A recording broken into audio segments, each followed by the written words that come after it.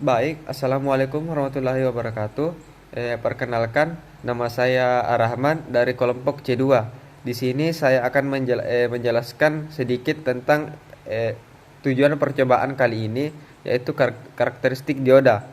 Adapun tujuan percobaan pada karakteristik dioda ada tiga, yaitu yang pertama yaitu mampu menjelaskan perbedaan mendasar antara dioda penyeara dan dioda Zener.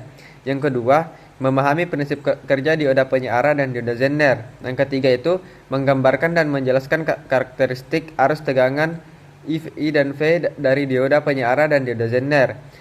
Yang kedua yaitu alat dan bahan pada percobaan kali ini. Yang pertama yaitu power supply, voltmeter DC, ampermeter DC, potensiometer, dioda penyeara dan dioda Zener, resistor dan kabel penghubung. Adapun cara kerjanya yaitu yang pertama itu merangkai alat seperti pada gambar, kemudian itu atur potensiometer pada posisi minimum dan amati penunjukan kedua alat ukur.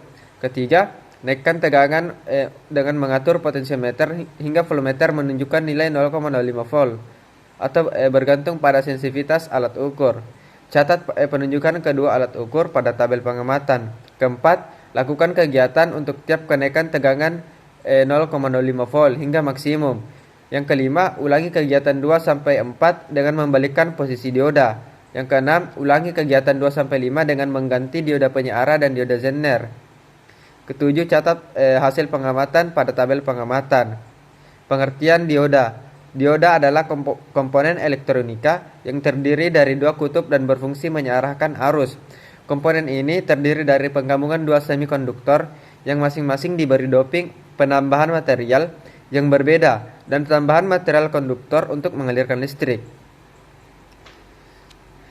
Dioda juga merupakan komponen elektronika yang terdiri dari dua kutub dan berfungsi mengarahkan arus. Komponen ini terdiri dari penggabungan dua semikonduktor yang masing-masing diberi penambahan material yang berbeda dan tambahan material konduktor untuk mengalirkan listrik. Struktur utama dioda adalah dua buah kutub elektroda yang berbahan konduktor yang masing-masing terhubung dengan semikonduktor silikon jenis P dan silikon jenis N.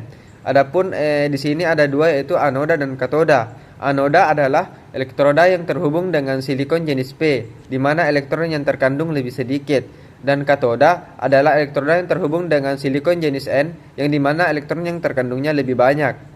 Pertemuan antara silikon N dan silikon P akan membentuk suatu perbatasan yang disebut PN junction. Yang baru pengertian karakteristik dioda. Karakteristik dioda adalah hubungan antara tegangan yang diberikan pada ujung-ujung terminal dioda dan arus-arus listrik yang mengalir melaluinya. Karakteristik dioda ditunjukkan tiap-tiap skala. Untuk tegangan maju VF adalah 10 mA, untuk tegangan mundur FR adalah min 10, sedangkan IF untuk arus maju adalah 10 mA, dan untuk arus mundur IR adalah 1 ampere, dan untuk FF sama dengan 0 sampai dengan 0,7 V, 7 volt. Pertambahan kuat arus maju if sangat kecil. Dapat dikatakan dalam tegangan maju dioda belum menghantarkan arus listrik. Jika VF sedikit melebihi 0,7 V volt, maka if meningkatkan sangat tajam. Tegangan ini dikatakan bahwa dioda telah mengalirkan arus listrik dengan tegangan 0,7 volt sehingga disebut dengan tegangan nyala. Nilai arus mundur IR adalah sangat kecil jika dibandingkan dengan arus maju. Cara kerja dioda ada tiga, yaitu kondisi tanpa tegangan, yaitu biasa kita sebut unbias, kondisi tegangan positif, bias maju forward bias, dan kondisi tegangan negatif, bias mundur reverse bias. Yang pertama yaitu kondisi tanpa tegangan. Pada kondisi tidak diberikan tegangan akan terbentuk suatu perbatasan medan listrik pada daerah PN junction. Hal ini terjadi diawali dengan proses difusi yang bergeraknya muatan elektron dari sisi N ke sisi P. Elektron-elektron tersebut akan menempati suatu tempat di sisi P yang disebut dengan holes. Pergerakan elektron-elektron tersebut akan meninggalkan ion positif di sisi N, dan holes yang terisi dengan elektron akan menimbulkan suatu ion negatif di sisi P. Ion-ion ini bergerak membentuk medan listrik statis yang menjadi penghalang pergerakan elektron pada dioda. Yang kedua yaitu kondisi tegangan positif, yaitu bias maju.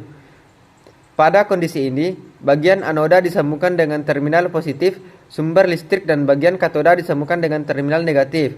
Adanya tegangan eksternal akan mengakibatkan ion-ion yang menjadi penghalang aliran listrik menjadi tertarik ke masing-masing kutub. Ion-ion negatif akan tertarik ke sisi anoda yang positif, dan ion-ion positif akan tertarik ke sisi katoda yang negatif. Hilangnya penghalang-penghalang tersebut akan memungkinkan pergerakan elektron di dalam dioda, sehingga arus listrik dapat mengalir seperti pada rangkaian tertutup. Yang ketiga, kondisi tegangan negatif atau bias mundur. Pada kondisi ini, bagian anoda disambungkan dengan terminal negatif sumber listrik dan bagian katoda disambungkan dengan terminal positif. Adanya tegangan eksternal akan mengakibatkan ion-ion yang menjadi penghalang aliran listrik menjadi tertarik ke masing-masing kutub.